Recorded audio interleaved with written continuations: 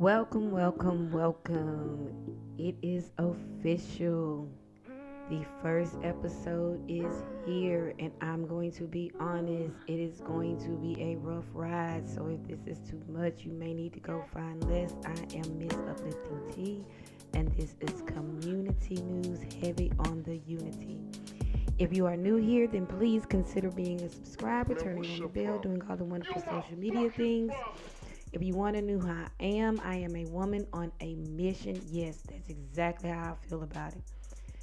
It is time for us to put street crime behind the community. I spent 20 years as a civilian and a do-gooder, being one of the many people that have to clean up behind the many messes that street people leave. So if you'd like to know a little bit about me, please follow the channel. We're new here. There's so many wonderful channels out there of people who are trying to convince the youth that it is no way to live. And one of the things I always tell people, if there is hope, then there are people who care, then you can leave. So today's intro is going to look at the cost of crime. And one of the things I encourage everyone to do, if you are still in the streets and you are still in the struggle, you need to be looking for an exit plan. You need to be thinking about how are you going to take what you've already got, what you have as your talents, and get out of the streets before the streets get to you. So the CDC says national violent death reporting is a public health problem. 4,700 people die by suicide and 20,000 people die by homicide.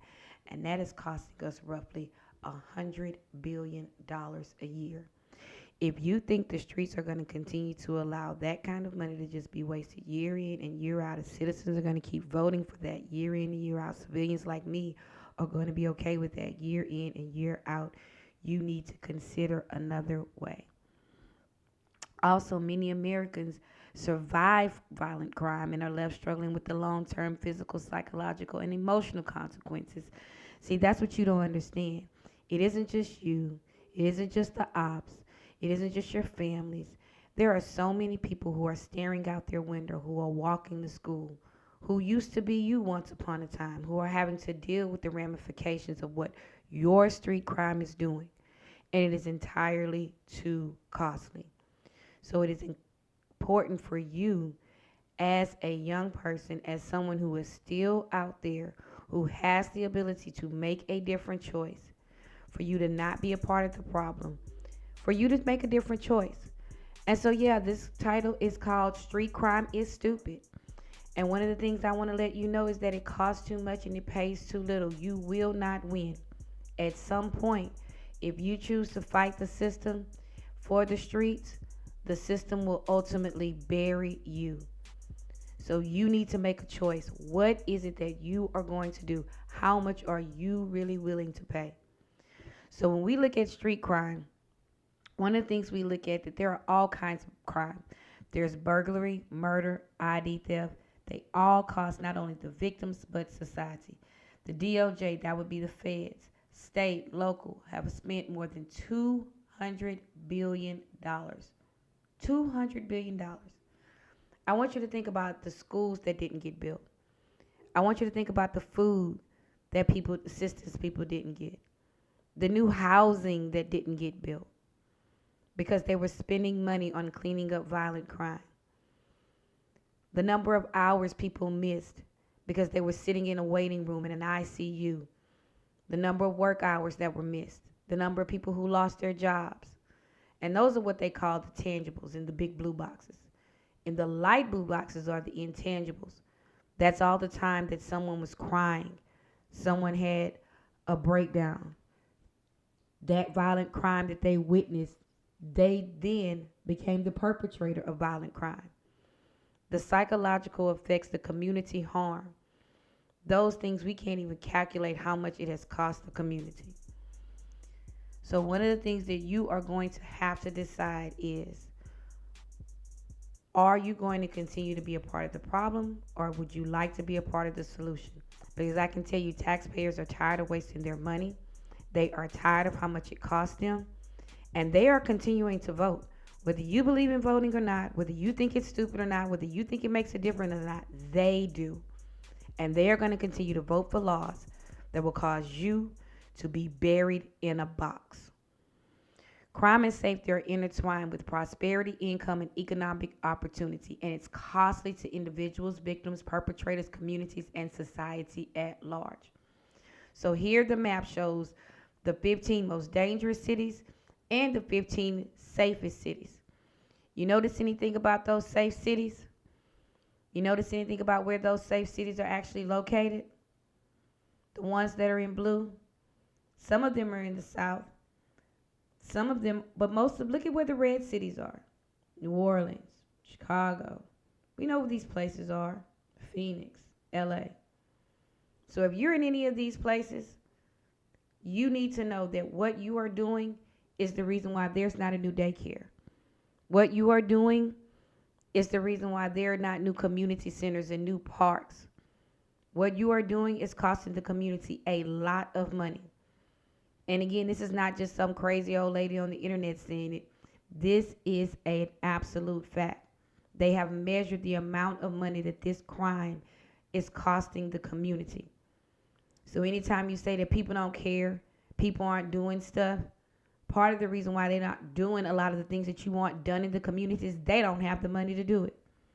Crime per capita costs $2,221 per person. So in all those blue places, they're only spending about $198. In those places where you live, in large population centers, thousands and thousands and thousands of dollars per person. That's tax dollars that can't go to schools, that cost libraries to close. You don't have good sewage and good water because all that money has to go to crime and law enforcement. And civilians and do-gooders like me have jobs, and we got to get up and go down there at courts and social work. It's ridiculous. And the numbers don't lie. It's not just some lady on the internet making this stuff up. Fatal crimes, these crimes which include criminal and vehicular homicide, arson, child abuse. There are some 31,000 lives lost in 1998. So this goes all the way back. These are not new statistics. Rape. There's an estimated 1.1 million people. Assault. Nonviolent assault of children under the age of 12 comes to 450,000. 194,000 of child abuse incidents. But we care about the kids. Money could be going in to child abuse prevention. Money could be going in to safe spaces for kids to go after school, to have after school jobs. Money could be going into mental health that we always say is so important. But if you keep criming, civilians will fit the bill for that because they will not pay for these other things. Because your violence brings so much attention that they can't help but put the money there. So again, like I said, you don't have to believe in the system. The system believes in itself. And it will do something to remedy the things that are going on. And you can be a part of the solution. Or you could be one of the people that they bury. They will bury you in a box one way or the other. So that's a choice. But you can't keep saying that the reason why we don't have nice things is because people don't care. And that nobody's willing to invest. Nobody gives a crap about the hood. This is your warning. That it is time for you to get up, get out, and get on with your life. You have talent. Some of you can do all kinds of things. But the thing that you are currently doing is only going to cost you a lot of time. So don't get boxed up. Solitary confinement leads to mental health.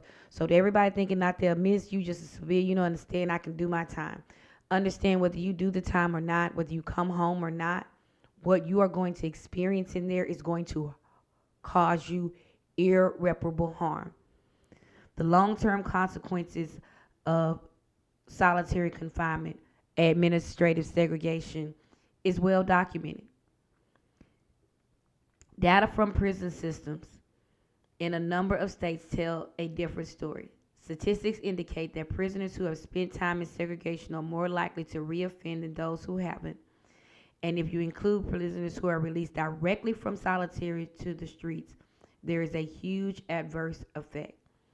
If you have been in solitary confinement, you are 33% more likely to commit suicide than the general population. Now, what people will tell you is, well, the people who are ending up in administrative segregation, who are going to solitary, were already violent. They were out of control, which is why the prison had to put them there in the first place.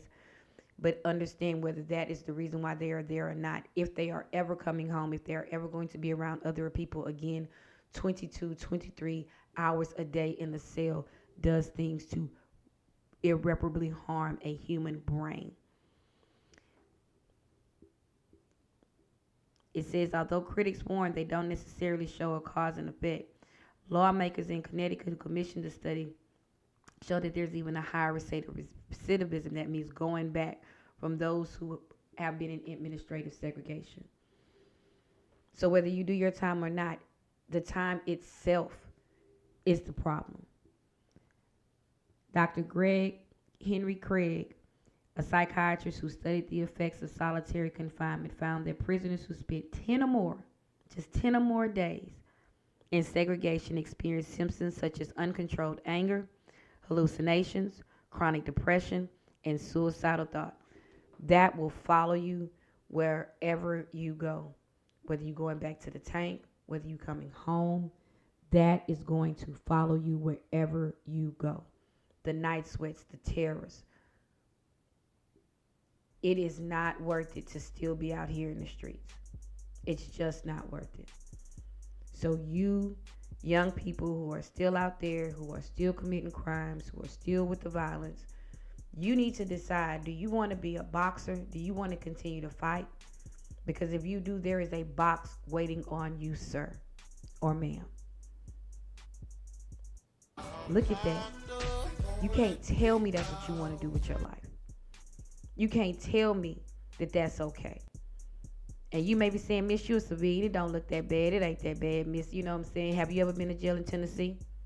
While you running up and down the highway, have you ever been to jail in Alabama or Mississippi?